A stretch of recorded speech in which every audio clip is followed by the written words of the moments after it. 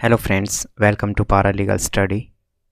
Friends, if you are interested in buying notes related to the course BPSC 102 Constitutional Government and Democracy in India, then you can easily access. You just send me the message on my email ID or on my WhatsApp number. So जिसको भी notes चाहिए friends, तो आप मुझे message और mail कर सकते हैं और 10 रुपीज़ पर यूनिट के हिसाब से आपको ये नोट्स मिल जाएंगे। और सेकंड थिंग इज़ कि आपको क्या करना है, सबसे पहले लेक्चर सुनना है और लेक्चर सुनने के बाद आपको नोट्स को रिवाइज़ करना है 2 टाइम।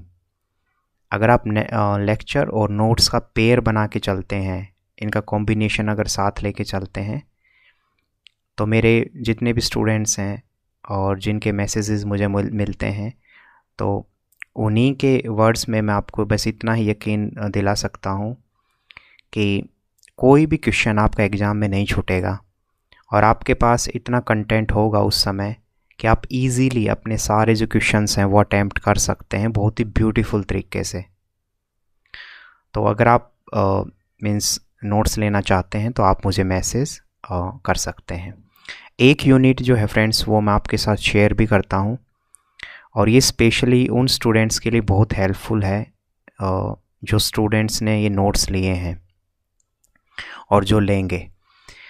तो जैसे इसमें क्या है, फ़िलासफ़िकल प्रीमाइसेस। तो आपको करना क्या है, मैंने बोला कि आपको सबसे पहले मेरा लेक्चर सुनना है। लेक्चर एक बार सुना आपने, उसके बाद नोट्स को कैसे रिवाइज़ करना है वो मैं आपको अब ट्रिक बता रहा हूँ। तो जैसे आप जब नोट्स खोल लेंगे ये, तो उसके बाद सीधा बेसिक चीज़ें उठाओ पहले कि इंडियन कॉन्स्टिट्यूशन जो है वो अडोप्ट किया गया था 26 नवंबर 1949 को and came into force on 26 जनवरी 1950।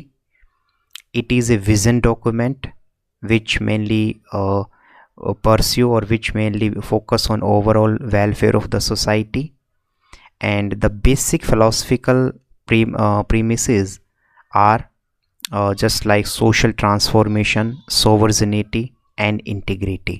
तो ये जस्ट ऐसे वर्ड आपको निकाल लेने हैं कि उसमें बेसिक फिलोसफिकल प्रीमाइसेस में क्या क्या आता है। तो विजन डॉक्यूमेंट है, इंटीग्रिटी की बात करता है, सोवरेनिटी को प्रोटेक्ट करने की बात है, सोशल ट्रांसफॉर्मेशन है और एक प्रॉपर विजन है। आगे नेशनल मूवमेंट जो हमारा था, उसके बाद कॉमनवेल्थ जो bill of India 1925, Nehru report जो मोतीलाल नेहरू के नाम से थी, ये नेहरू रिपोर्ट 1928, सापरू रिपोर्ट 1945। ये जो सारी रिपोर्ट्स हैं ये हमारी फ़िलासफ़िकल पॉइंट ऑफ व्यू, हमारा विज़न ही दिखाते हैं इंडियन कॉन्स्टिट्यूशन का।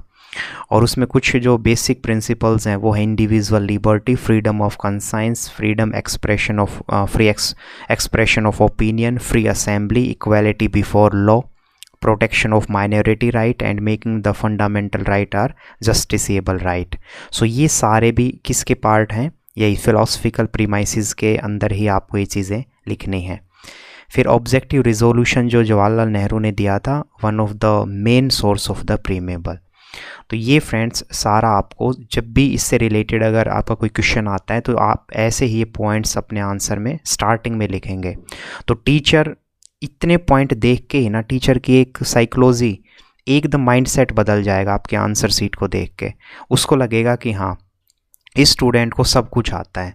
तो फिर आप जस्ट आप पेज भरेंगे तो इजीली, मैं कह रहा हूँ बहुत अच्छे से आपको नंबर आने वाले हैं। और ये मैं अपने बिल्कुल दावे के साथ कह सकता हूँ कि अगर लेक्चर और नोट्स का कॉम्बिनेशन आप लेके चलते हैं तो मैं चैलेंज करता हूँ कि आपके आंसर सबसे यूनिक होने वाले हैं, सबसे यूनिक, जो टीचर को देखते ही एक कहते हैं ना मन कर जाता है कि हाँ, टीचर को फर्स्ट पेज देखते ही पता लग जाता है कि स्टूडेंट में कुछ तो बात है। तो ये जो जैसे मैंने आपको पॉइंट बोल रहे हैं, आपको जस्ट इसी रूप से इसको देखना है। फिर है आइडियोलॉजिकल एंड फिलोसफिकल बैकग्राउंड क्या है। तो हम सिंपल सी हम समझें कि हमारा जो कॉन्स्टिट्यूट असेंबली है उसमें हर एक तबके, हर एक सेक्शन के पीपल को रिप्रेजेंट किया गया था वहाँ पे। मीन्स हर एक सेक्शन से कॉन्स्टिट्यूट असेंबली में पीपल थे। और महादेव कौशल जो है उन्होंने बोला है अपनी बुक द इंडियन कॉन्स्टिट्यूशन में कि जो कॉन्स्टिट्यूट असेंबली थी वो एक रिमार्केबल इंटेलेक्चुअल डाइवर्सिटी को शो करता है। मीन्स उसमें हर तरीके के वर्ग, हर तबके से इंटेलेक्चुअल जो पीपल हैं, चाहे वो ट्राइबल्स हों, चाहे प्रिंसली स्टेट्स हों, चाहे वुमेन के को रिप्रेजेंट कोई कर रहा हो, चाहे कोई SC ST को रिप्रेजेंट कर रहा हो, तो सारे इंटेलेक्चुअल जो डाइवर्सिटी वाले लोग हैं, या हम सिंपल सी कहें कि इंटेलेक्चुअल लोग हैं, वो कॉन्स्टिट्यूट असेंबली में थे। और ये इन्होंने महादेव कौशल ने ये चीज़ बोली है। ऑस्टिन जो एक अलग थिंकर हैं, उन्होंने भी ये बोला है कि 4 पीपल की हमें ओलिगैर्की दिखाई देती है। किस किस की? मौलाना आज़ाद, नेहरू, सरदार पटेल एंड राजेंद्र प्रसाद। ठीक है, तो यहाँ पे ऑस्टिन का आप रेफरेंस डाल देंगे अपने आंसर में, और महादेव कौशल का, तो आपका बहुत अच्छा आपका स्टार्टिंग बन जाएगी।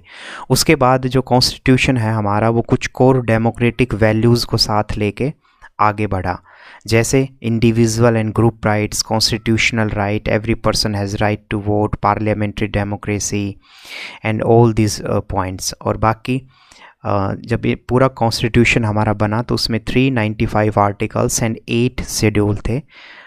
और जवाहरलाल नेहरू ने बोला था कि ये साइकोलॉजिकल रिवॉल्यूशंस है। मीन्स कॉन्स्टिट्यूट असेंबली में उन्होंने पॉइंट आउट किया था कि जो हम कॉन्स्टिट्यूशन बना रहे हैं, it's like a psychological revolution, जो पूरे इंडियन के जो माइंडसेट है उसको चेंज करेगा। क्योंकि पहले हम गुलाम थे, तो आने वाले समय में हम इसको एक बिल्कुल फ्री नेशन के रूप में जो हमें एंट्री कर रहे हैं, तो हमारा देश बहुत आगे बढ़ेगा और एक साइकोलॉजिकल रिवॉल्यूशन हमें देखने को मिलेगा। तो ये सब नोट्स में आप समझ आ रहा होगा आपको इजीली कि कहाँ कहाँ से आपको ये पॉइंट्स पिक करने हैं और किस किस राइटर के रेफरेंस आपको डालना है। ठीक है, और बाद में फिर जो कुछ प्रिंसिपल्स हैं, some other principles of the, और we can say philosophy of the constitute assembly, तो उसमें democratic values, secularism, socialism, equality, justice, freedom, ये सारे पॉइंट इजीली यहाँ पे मेंशन किए हुए हैं, आप आराम से इसको देख लेंगे। इसके अलावा अगर हम बात करें, ऑस्टिन ने ही अपनी बुक लिखी है the Indian constitution cornerstone of a nation, उसमें उन्होंने बोला है कि प्रिंसली स्टेट का जो इशू था, जो बहुत कॉम्प्लिकेटेड इशू था, उसको सरदार पटेल ने इजीली सॉल्व किया। और जो फंडामेंटल राइट से रिलेटेड जो टॉपिक थे, इश्यूज़ थे, उसको और नेहरू ने बहुत अच्छे से कॉन्स्टिट्यूट असेंबली में अपने पॉइंट्स रखे। मीन सिंपल से हम बात करें कि पटेल जो थे उन्होंने प्रिंसली स्टेट्स को जोड़ने का काम किया, और नेहरू ने इंडिविजुअल जो फ्रीडम है, जो हमारे कॉन्स्टिट्यूशन में फंडामेंटल राइट के रूप में रिफ्लेक्ट होती है, उसमें नेहरू का बहुत बड़ा योगदान है। और लास्ट में कुछ जो पॉइंट्स हैं वो आप इस तरीके से देख लेंगे, मेंशन कर देंगे। सिंपल सी बात है, अगर आप लेक्चर सुनेंगे फ्रेंड्स, और उसके बाद इस नोट्स को अगर आप इतना देखेंगे, तो आपका बहुत अच्छे से आपके कॉन्सेप्ट क्लियर हो जाएंगे। ठीक है, तो खूब सारी मेहनत करें, हमेशा बड़े सपने देखें, और अपने पेरेंट्स की और लड़कियों की रिस्पेक्ट ज़रूर करें। Thank you so much.